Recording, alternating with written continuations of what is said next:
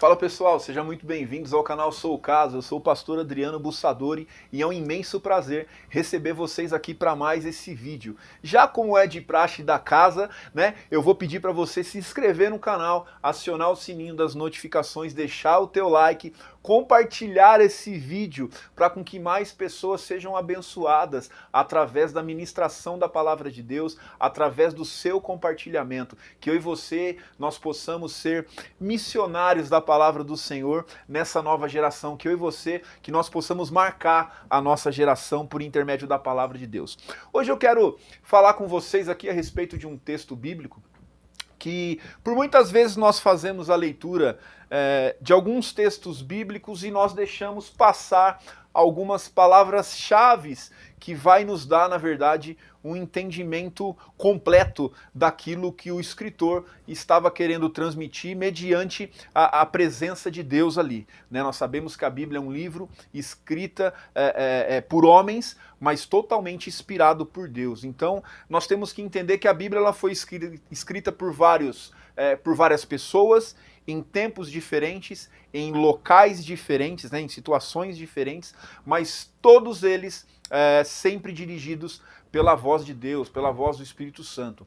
Né? A Bíblia, por muitas vezes, ela é difícil de ser entendida porque a Bíblia ela não é somente um livro ao qual nós temos que ler. A Bíblia é um livro que nós temos que estudar, nós temos que desvendar a Bíblia. E como que nós fazemos isso? Por muitas vezes identificando as palavras-chave dentro de alguns versículos e buscando o significado dessa palavra no contexto original que ela foi escrita.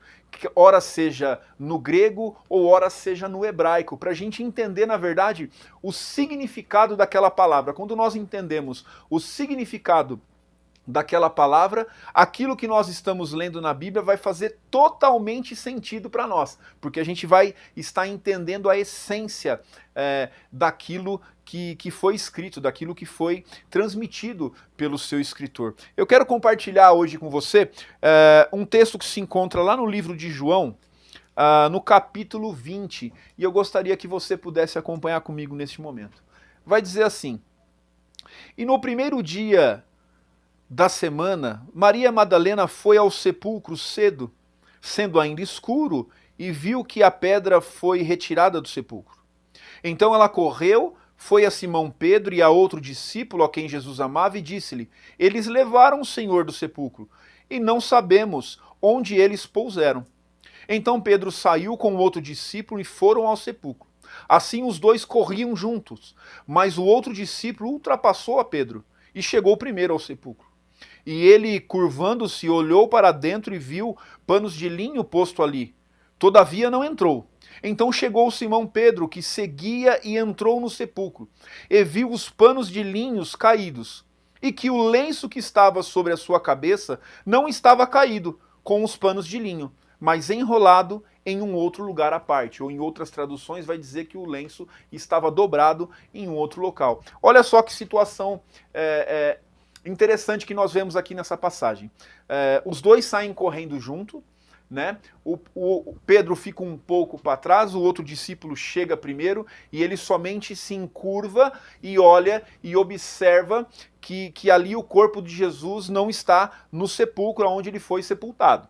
Nós entendemos pela arqueologia, por estudos, enfim, que a entrada do sepulcro, onde foi retirado aquela pedra, você tinha um primeiro cômodo, vamos dizer assim, e tinha um buraco aonde era colocado o corpo. E no canto existia um outro buraco aonde era para sair os gases ali dos corpos que estariam em decomposição. Então, quando esse primeiro discípulo entra, ele se encurva até nesse buraco que dava acesso à câmara funerária ali, onde era colocado o corpo, e ele vê que o corpo não está ali. Ali sucessivamente chega Pedro, e Pedro entra dentro desse local onde Jesus foi colocado, onde o corpo de Jesus foi colocado, e ali existem algumas coisas que chamam a atenção, que chamou a atenção de Pedro.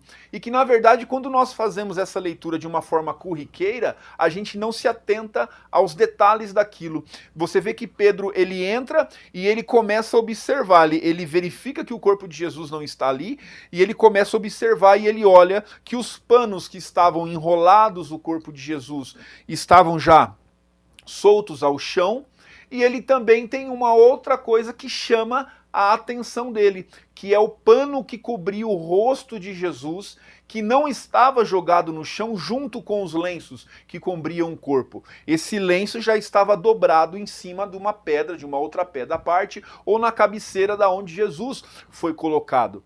E isso chama a atenção de Pedro. Aí você pode perguntar, mas qual que é o significado? Nós temos que entender que a Bíblia, ela trabalha com muitas simbologias, ela trabalha como se fosse com muitas dicas daquilo que o Senhor quer falar, só que nós temos que pesquisar, nós temos que estudar, nós temos que ir atrás para entender aquilo que o Senhor está nos dizendo. Pedro, quando ele entra naquele lugar, como eu disse, ele observa esses panos que estavam ali no chão, ele observa esse pano que estava dobrado ali separado, e o que nós entendemos esse pano dobrado?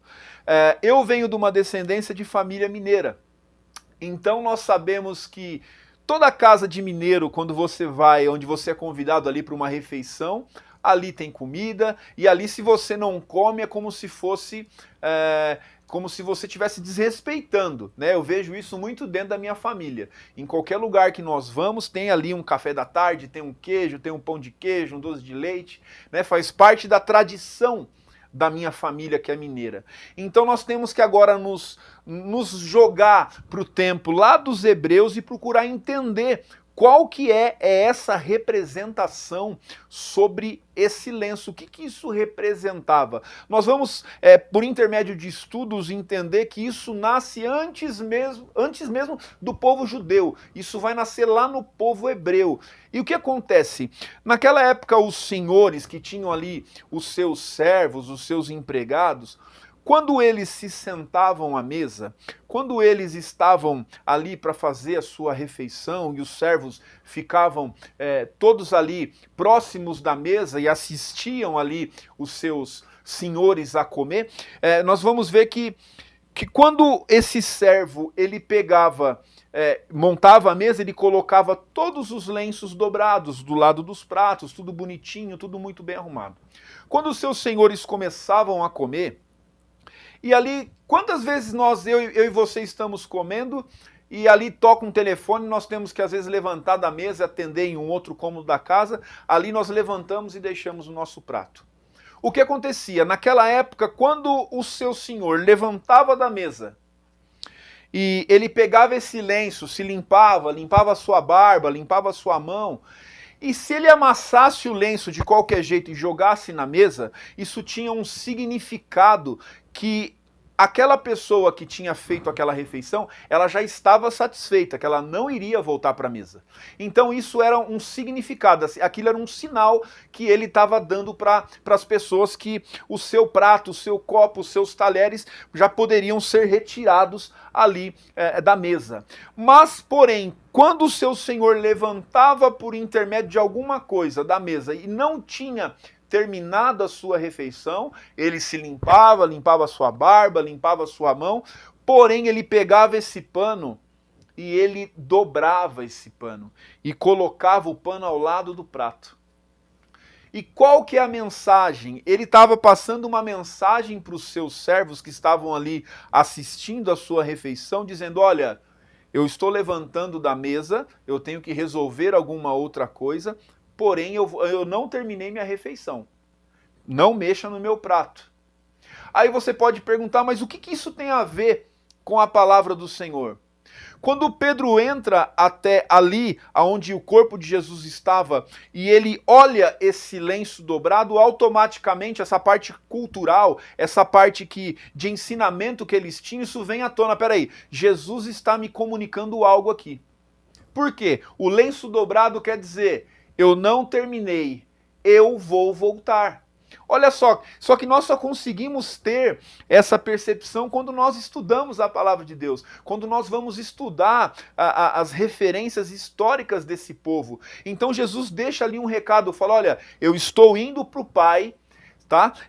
Mas ainda eu vou voltar. O lenço dobrado representa que o Senhor Jesus vai voltar, representa que ele ainda tem algo para terminar nessa terra, não que não tenha sido concluído, não, a primeira parte daquilo que o Senhor Jesus veio fazer na terra foi concluído com êxito, foi concluído com glória, só que ele deixa esse recado, eu voltarei. Através desse ato do lenço dobrado, o Senhor Jesus está dizendo, eu voltarei. Então é essa esperança que nós temos, é essa promessa que nós temos através dessa passagem do lenço dobrado, que o Senhor Jesus ele vai voltar. Então, que eu e você possamos estar na presença do Senhor, que eu e você possamos estar ali tendo uma vida verdadeira com Deus, se entregando para o Senhor, tendo uma vida de oração, tendo uma vida de amor ao próximo, onde existem amor, compaixão, empatia, para com que quando o Senhor voltar, que é esse recado que ele deixou do lenço dobrado, que quando ele voltar, ele possa me encontrar e possa encontrar você também ali na presença dele, para com que a gente venha a ser abençoado pelas mãos do nosso Senhor Jesus. Eu espero que você deixe essa palavra no teu coração, que o lenço dobrado do Senhor está dizendo que ele vai voltar para pegar a sua igreja, ele vai voltar para pegar a minha vida e a sua vida. Amém? Que Deus abençoe a tua vida e até o nosso próximo vídeo.